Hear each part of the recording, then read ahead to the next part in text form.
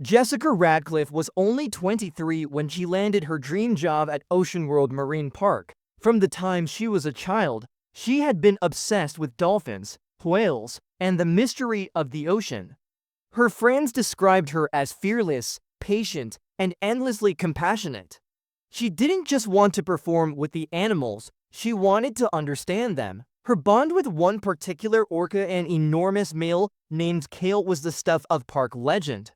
Kale was 22 feet long, weighing nearly 12,000 pounds.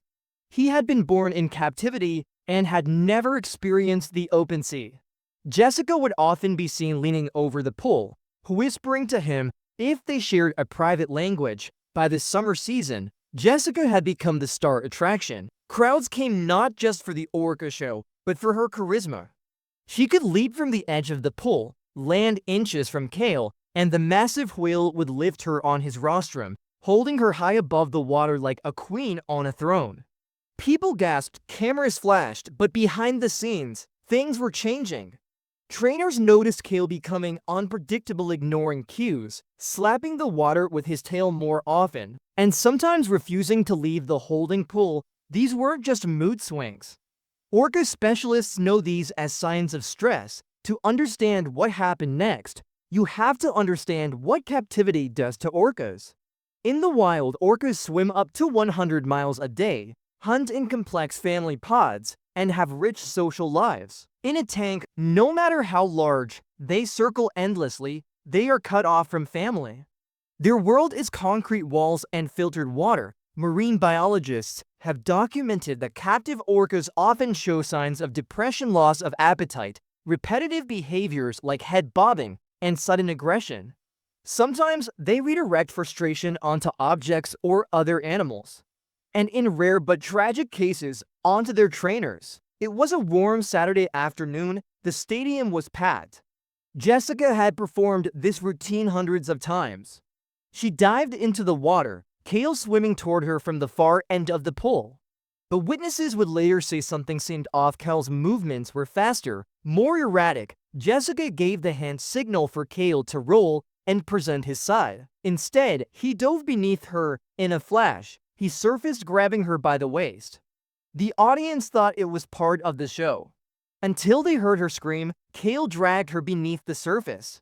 Trainers on the platform blew whistles and slapped the water emergency cues for a release, but Kale didn't respond. 30 seconds passed, then 60, then 90. He surfaced only to adjust his grip before diving again. The water churned with white foam. Panic rippled through the stadium. Guests were rushed out as rescue teams scrambled.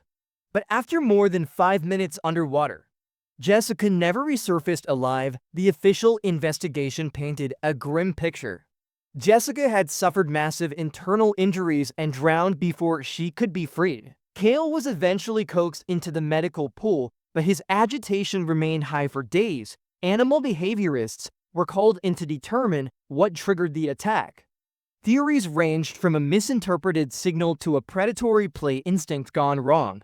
But one theory stood out. Kale was suffering from long-term psychological distress. Orca depression isn't like human depression, but it has parallels. Trainers often report that depressed whales lose interest in training, stop responding to cues, or even harm themselves by grinding teeth on tank walls or floating listlessly for hours. In Kale's case, logs showed a noticeable decline in his enthusiasm months before the incident. He had been separated from another orca he'd bonded with.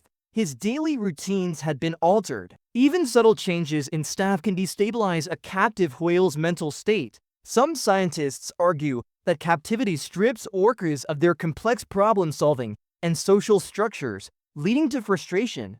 Without the ability to express natural behaviors, aggression becomes more likely. Kale's attack was shocking, but it wasn't without precedent. In 2010, real-life SeaWorld trainer Don Brancho was killed by an orca named Tilikum, also a male with a history of stress and aggression.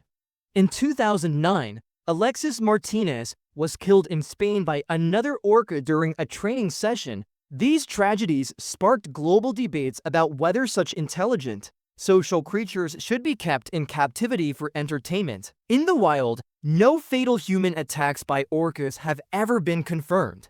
Every known fatal incident has happened in a marine park. Following Jessica's death, OceanWorld closed its orca program indefinitely. Cale was moved to an off-display facility, where he lives out his days in a larger, but still artificial, enclosure. Public opinion turned sharply against keeping orcas in tanks.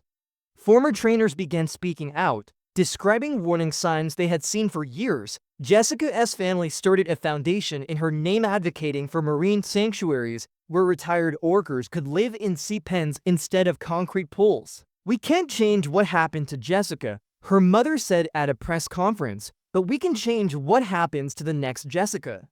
And the next Cale." Many experts believe yes. Had Cale been placed in a more natural environment, given greater stimulation, and allowed social bonds, the likelihood of aggression might have been reduced. Others argue that no amount of enrichment can undo the fundamental problem of captivity. Confinement itself. Orcas are apex predators with unmatched intelligence. We can train them, but we cannot change what they are. In the wild, they make choices what to hunt, when to travel, how to interact. In captivity, every choice is controlled. Over time, that control can break an animal's spirit or provoke a deadly response. Jessica Radcliffe's story may be fictional, but the risks are very real. Behind every splash in a marine park show is a predator whose instincts and emotions run deeper than most of us can imagine. We admire them, we bond with them, but we must never forget they are not pets. They are wild animals, built for oceans, not stadiums. Perhaps the greatest tribute to trainers like Jessica is not in applause, but in giving these animals the freedom they were born for.